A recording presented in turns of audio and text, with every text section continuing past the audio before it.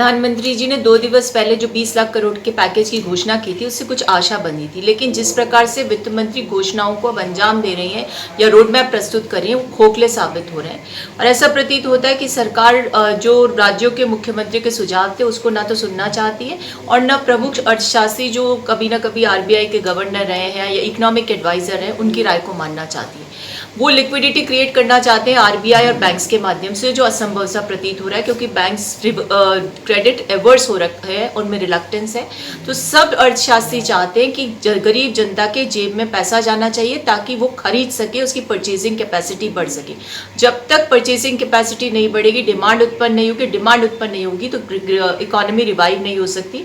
ऐसा लग रहा है कि सरकार इस क्राइसिस ऑफ क्राइसिस के दौर में भी किसी भी प्रकार से कोई ऐसी राय को आत्मसात नहीं करना चाहती जिससे कि इकोनॉमिक रिवाइवल हो सके।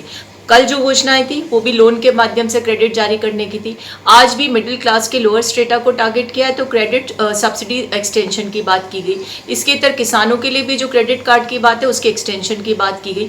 खुद वित्त मंत्री बार बार कह रही थी कि आप कहेंगे कि ये सब एक्सटेंशन है, तो यानी वो खुद जानती हैं कि जो कुछ वो कह रही हैं वो सब कुछ चीज़ें पहले से जारी योजना है, जिनको क्राइसिस होता या नहीं होता एक्सटेंशन होना ही था।